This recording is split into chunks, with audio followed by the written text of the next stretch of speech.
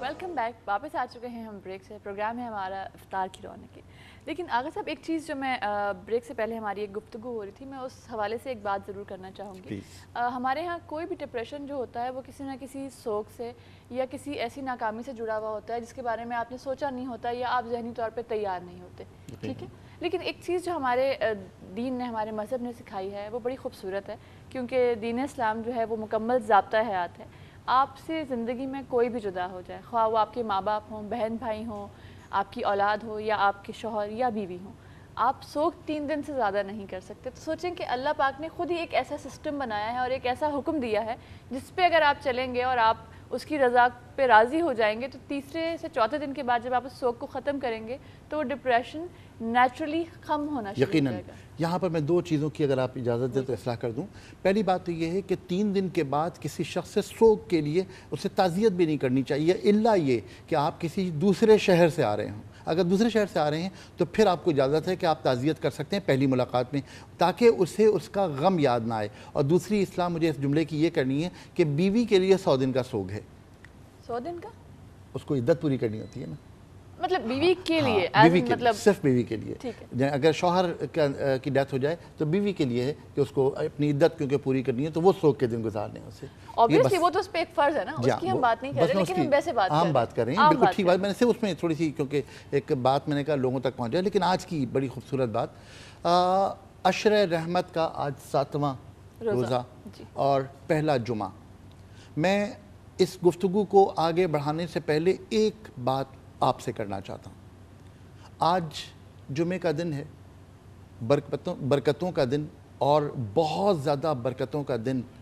آج کی ایک بڑی اہم بات ہے، وہ یہ ہے کہ آج کے دن، ویسے تو عام دنوں میں بھی اس کا ثواب بہت ہی زیادہ ہے، لیکن آج کے دن بالخصوص درود شریف پڑھنے کا ثواب بہت زیادہ ہے. اور یقیناً آج کے دن وہ بدنصیب ہے جس نے درود شریف نہیں پڑھا.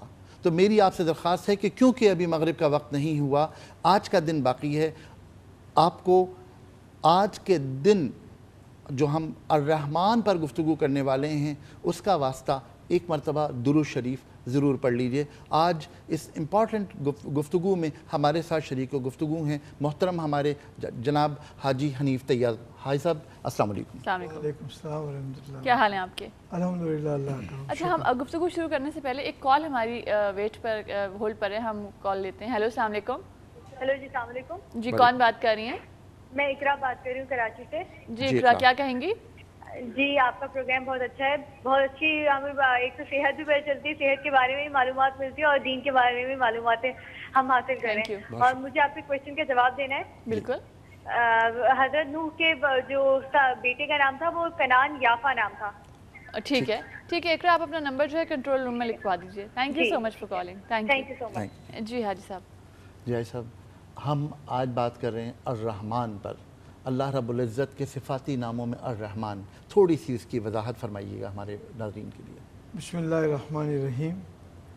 الصلاۃ والسلام علیک یا سیدی یا رسول اللہ وسلم علیک یا سیدی یا حبیب اللہ. میں تھوڑی سی معمولی سی گفتگو آپ کی اجازت سے اس تعزیت والے عرض کرنا چاہتا ہوں، سوگ والے میں، کہ 3 دن کے بعد سوگ ختم ہو جاتا ہے. لیکن ہر انتقال پر قالوا انا للہ و انا الیہ راجعون سے مینٹلی ہمیں ایٹ دا ویری مومنٹ پہلے سے شروع کر دیا جاتا ہے. اللہ کی چیز تھی، اللہ نے لے لی. ذہنی طور پر انسان آمادہ ہونا شروع ہو جاتا ہے، بس تم چلے گئے، میری باری آنے والی ہے، میں آنے والا ہوں. ہاں، تو اس لیے پھر وہ اس کے بعد 3 دن کے بعد تو اجازت ہی نہیں ہے کہ کریں سوگ باہر لو. دوسرا یہ کہ جیسے آپ نے فرمایا، بہت خوب بات فرمائی کہ سارے دن اللہ کے ہیں، سارے مہینے اللہ کے ہیں، لیکن رمضان مہینہ اللہ کا ہے اور شعبان سرکار دو عالم صلی اللہ علیہ وسلم کا مہینہ ہے، رجب امت کا مہینہ ہے.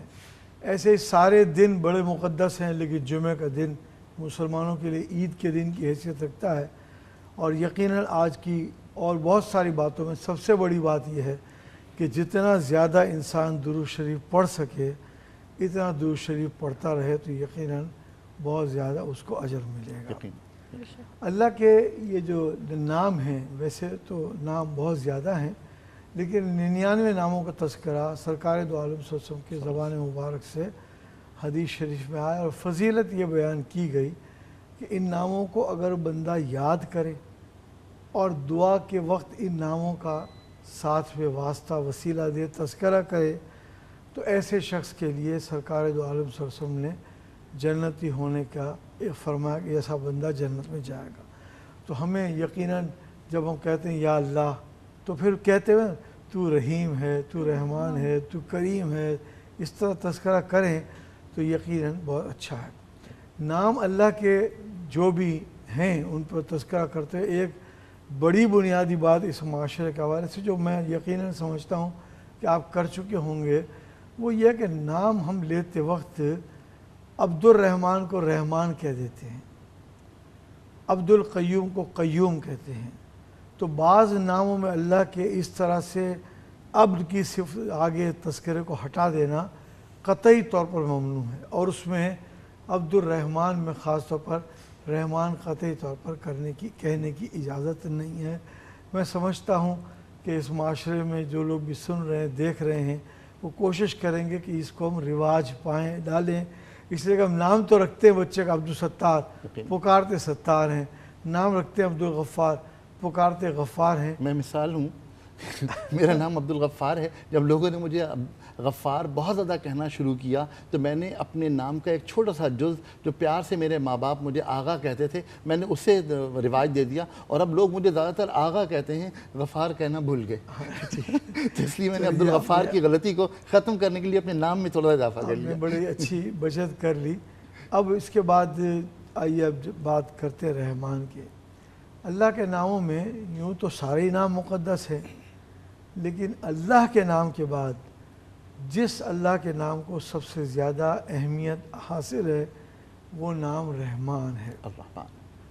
رحمان سے جو رحمانیت ہے اس کو عالمگیریت حاصل ہے، اور رحمان کے تصور میں جب ہمارے بزرگان دین نے بڑی بڑی کتابیں لکھیں مختلف ناموں پر، تو رحمان کے رحم کا پہلو جو ہے وہ اس کو عالمگیر حیثیت دی کہ اس سے فضل اور کرم اور رحمان ہونا جو ہے اس کا فائدہ کافروں کو بھی حاصل ہوگا۔ ظاہر ہے کافر جو ہے وہ بھی اللہ کی نعمتوں سے فیضیاب تو ہو رہا ہے نا، لیکن رب العالمین ہے، وہ رب العالمین جب رحمان ہے تو وہ سب کے لیے رحمان سب رحمان۔ اس نام کی خصوصیت ایک یہ ہے کہ یہ رحمانیت جو ہے وہ عالمگیریت کی طرح، رب العالمین کی طرح تمام انسانوں کے لیے یہ موجود ہے۔ اب یہ انسان کا کام ہے کہ وہ اس سے کس طرح سے فیض اٹھاتا ہے۔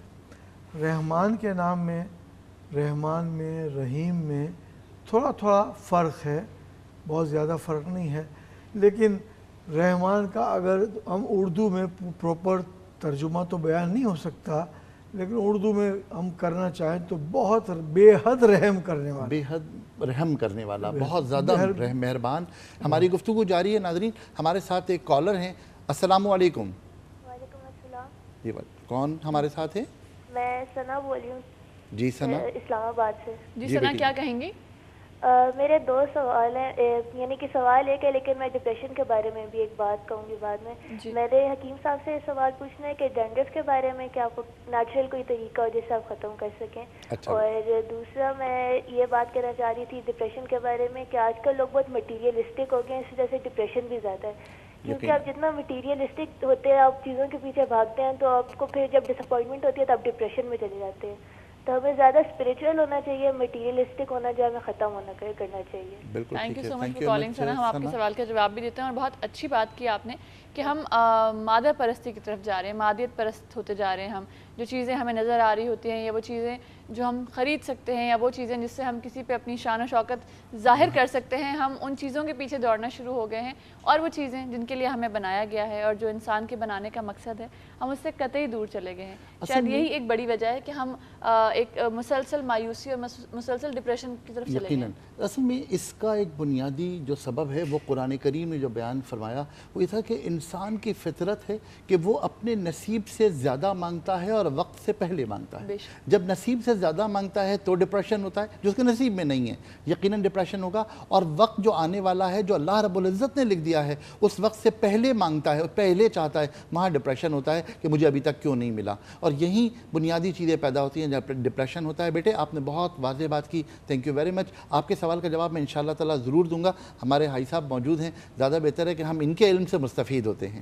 Doctor please. سوال کا ایک حصہ جو مٹیریلسٹک ورلڈ جو ہو گئی ہے اب, اور اسپریچولزم سے اب دور ہوتے چلے جا رہے ہیں, اس کے بارے میں عرض کرتا ہوں کہ وہ پہلا سوال میں پوری طرح سن نہیں پایا تھا. دیکھیے بات دراصل یہ ہے کہ ہم نے اپنی ضروریات کو بہت زیادہ پھیلا لیا.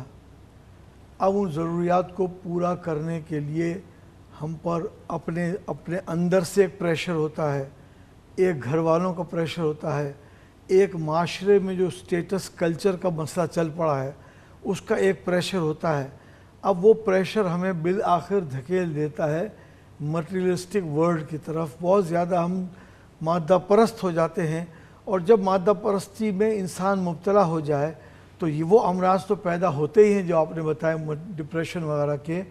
ایک یہ ہوتا ہے کہ پھر حلال حرام کی تمیز ختم ہو جاتی ہے. پھر آدمی اس چیز کو حاصل کرنے کے لیے یہ نہیں سوچتا کہ مجھے صرف حلال ذرائع سے ہی کمانے اور حلال ذرائع سے ہی کھانے کی اجازت ہے. اس کے بالکل اگینسٹ جو ورڈ انہوں نے استعمال فرمایا اسپریچولزم, اس میں ہمیں کہا جاتا ہے سادگی سے رہو, عاجزی سے رہو, اور کم کھاؤ, کم بولو, اور چیزوں کی زیادہ طلب نہ کرو. اور سرکار دو عالم صلی اللہ تعالیٰ علیہ وآلہ وسلم نے ایک حدیث شریف بخاری شریف میں بھی ہے, مسلم شریف میں بھی ہے, بہت اچھا اس کا آسان علاج بتایا. جو ریلیٹڈ اس کویشچن سے میں اس کا ایک پورشن سنا رہا ہوں تاکہ پوری طرح